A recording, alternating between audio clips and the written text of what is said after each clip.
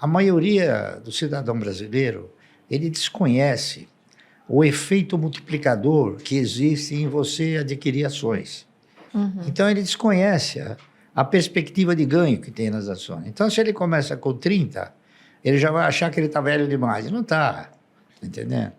O ganho em ações é uma coisa que ele é imprevisível, entendeu? Então, você sendo bem orientado, não há dúvida nenhuma que você vai ganhar, você vai ser muito melhor beneficiado do que qualquer outra aplicação.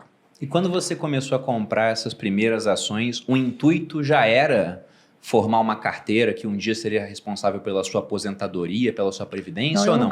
Eu pensei no seguinte, em 1970, 71, foi uma época em que a economia passou a exercitar uma forma mais real, não é isso?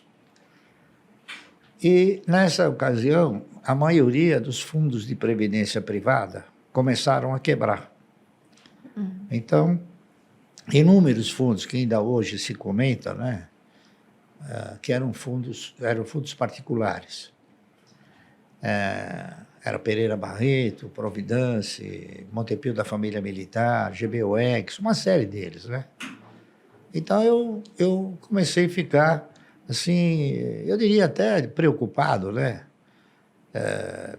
Se os fundos de previdência privada quebraram, até que ponto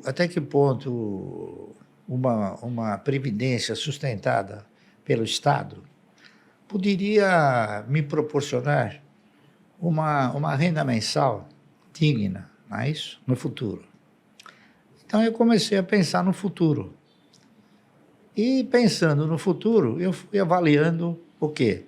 Fui avaliando as oportunidades que se ofereciam na época, não é isso?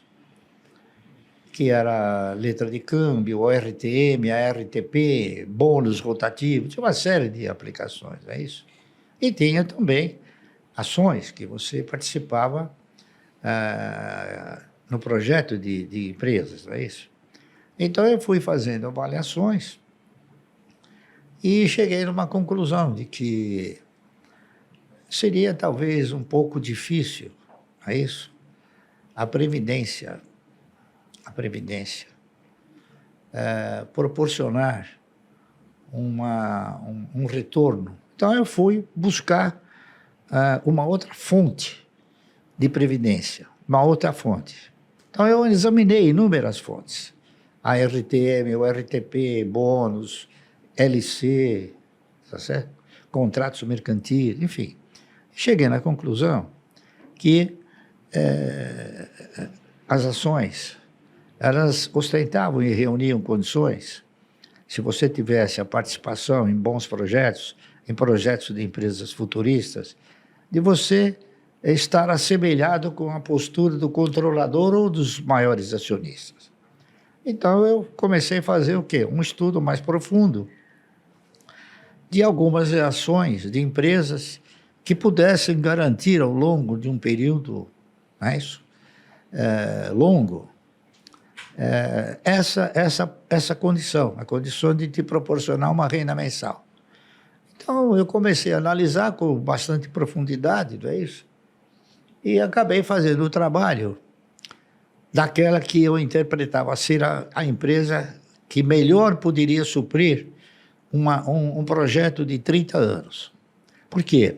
Porque se você tinha que contribuir 30 anos para a Previdência, eu interpretei o seguinte: por que não comprar 1.000 ações por mês durante 30 anos? Não é isso? E foi o que eu fiz. Então, eu fiz um trabalho, né? Que recaiu sobre ações de uma empresa chamada Anderson Clayton. A Anderson Clayton é uma empresa que eu acho que vocês não conhecem, não sei se vocês conhecem. Não conheço. Não conheço. Mas ela produzia tudo que era clay bom, tá certo? Amendocrem, ela fazia óleo óleo Claybon, né?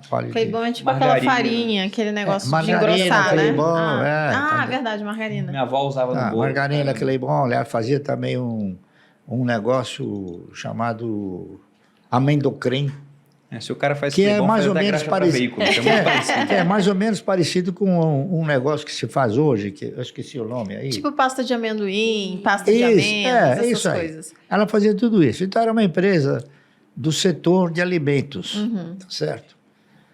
Aí eu fiz o trabalho, esse trabalho ele se chamou Ação e Alimento, duas bases de desenvolvimento.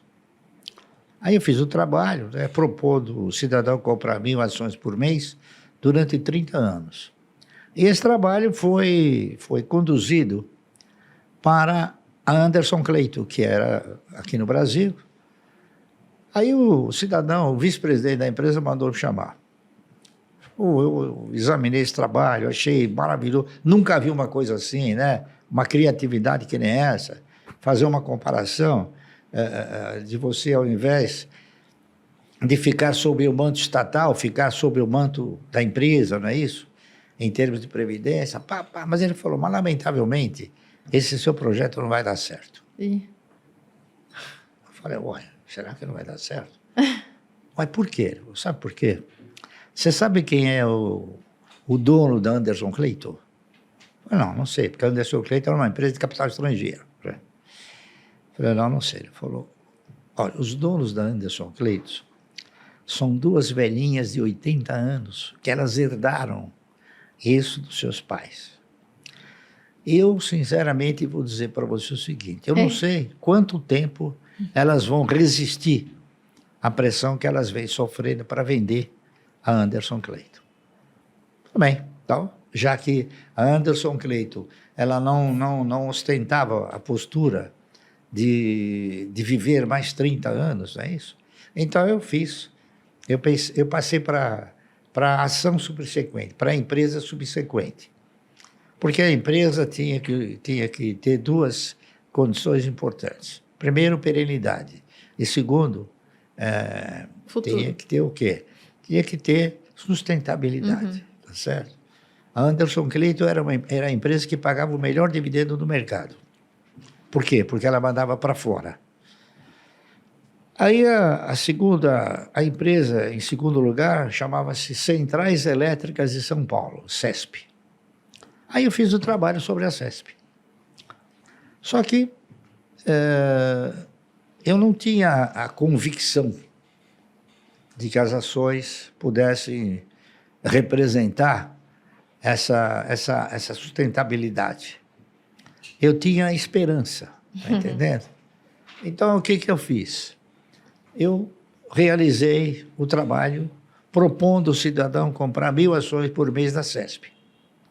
A CESP, estatutariamente, ela pagava dividendo mínimo, prioritário e obrigatório, de 10% sobre 1. 10% sobre 1 é 10%. 10% sobre a metade é 20%. Então ela custava 45, 50 centavos. A Anderson Cleito também custava 45 centavos. E dava mais ou menos... E dava uma bonificação de 10% todo ano em novas ações. Então eu fiz o trabalho fazendo uma tabela, né, mostrando primeiro ano, segundo ano, até o 30º ano. O que aconteceu? E aquele trabalho mostrou uma coisa interessante. No 8º ano, você já não precisava tirar dinheiro do bolso para comprar. Os ganhos, eles eram suficientes para suportar as compras de 1.000 ações por mês. O que era um negócio que eu não sabia, fiquei sabendo porque eu fiz o trabalho. E esperançoso de que as ações pudessem efetivamente proporcionar uma renda mensal digna, eu denominei esse trabalho de Ações Garante o Futuro. Eu não tinha certeza, eu tinha esperança, não é isso? E eu fiz o trabalho, aí o presidente da CESP mandou me chamar. O presidente da CESP, na era um cidadão chamado Lucas Nogueiras Garcês. Ele foi governador do estado. E o diretor financeiro era um cidadão chamado Moacir Teixeira. Aí eu fui, conversei com ele, ele me chamou lá no salão nobre lá da CESP. Chegou para mim e falou, seu Márcio, eu quero comprar o seu trabalho.